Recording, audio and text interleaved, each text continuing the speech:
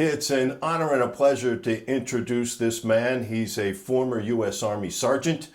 He's the most rockin' RN in the state of Arizona, the front man for the Bayou Bandits. He is a dad and a husband and probably a few other things. But say hello to Josh Strickland. Hey everybody, how y'all doing out there? How are you doing? I'm doing pretty good. Just sheltering in place, doing my part. Okay.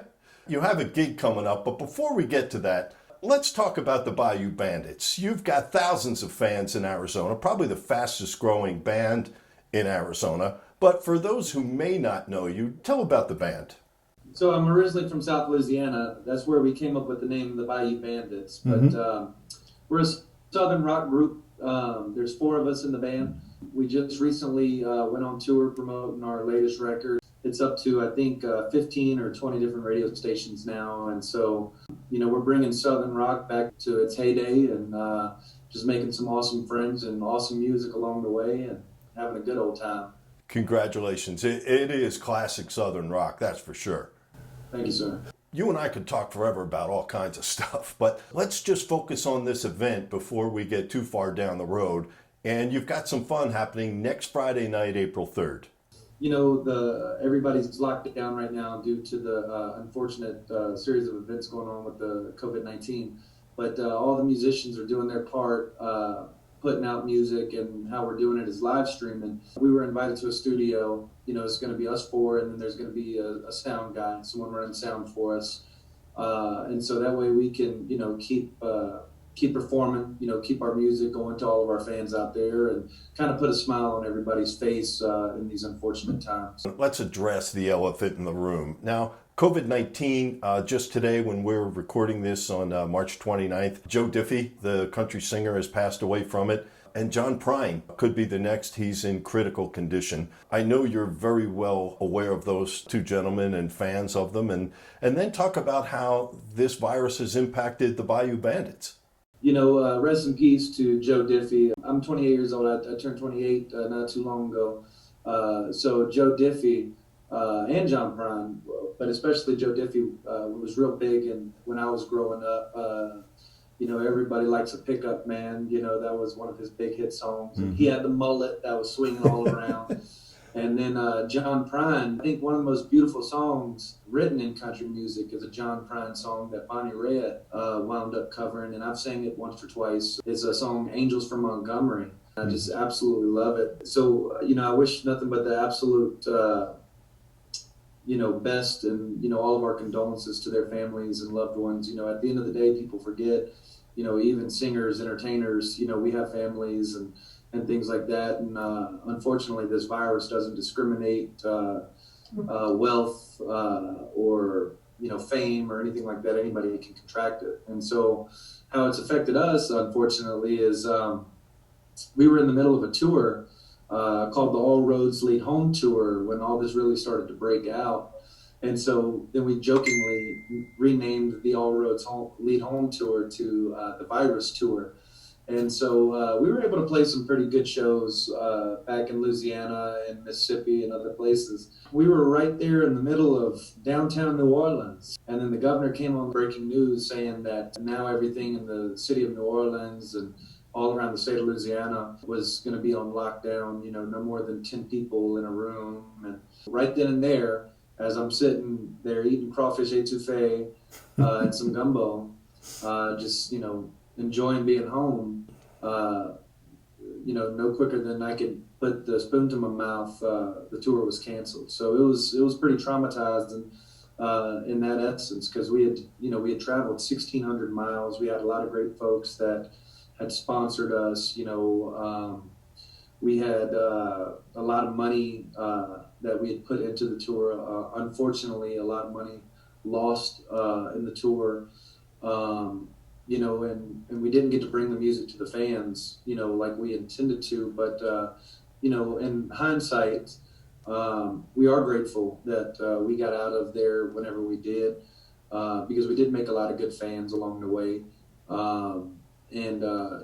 Safety and health is what matters, first and foremost. So we, had to pick up our rucksack and and drive on and come back to Arizona and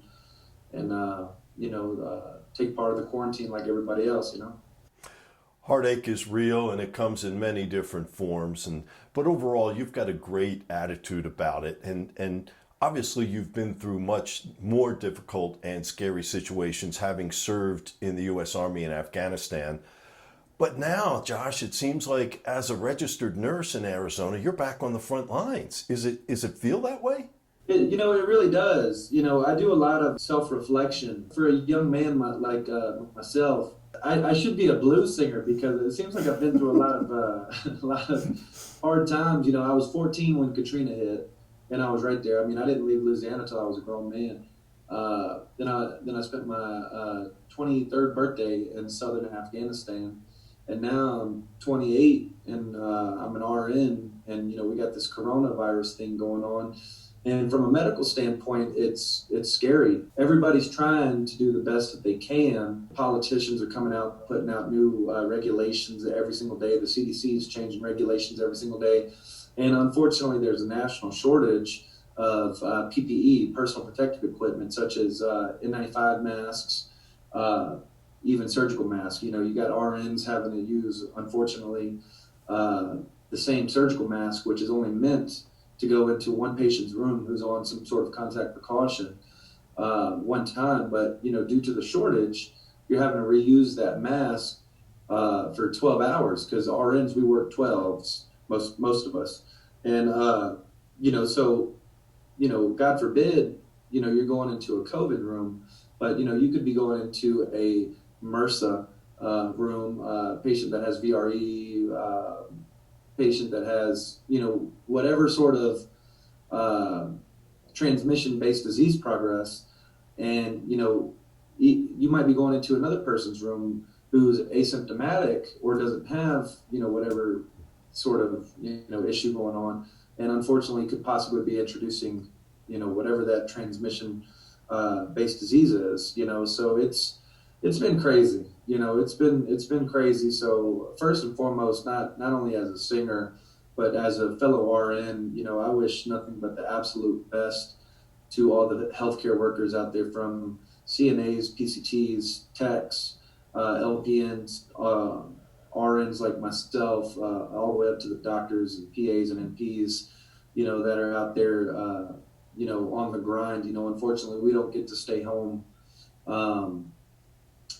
during this time because we took an oath to tend to the weak and weary, and that's what we're doing. So medical professionals, a lot of experience I've had with RNs, unsung heroes on a regular day. Now it's extraordinary. And to the firefighters out there, paramedics, yep. And the cops, those folks, they can't stay home either.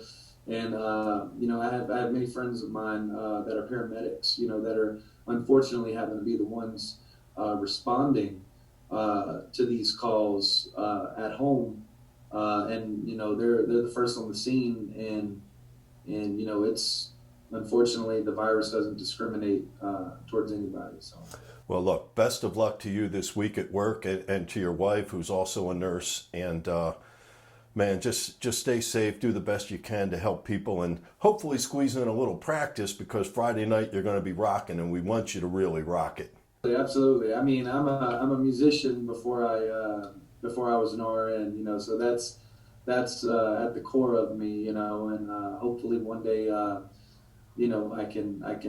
love being an RN, don't get me wrong, but music is kind of who I am, and it'd be nice to be able to do that 100% full time, Well, thank you, my friend, for your service, not only in the U.S. Army, but your service to patients now. Best of luck to you.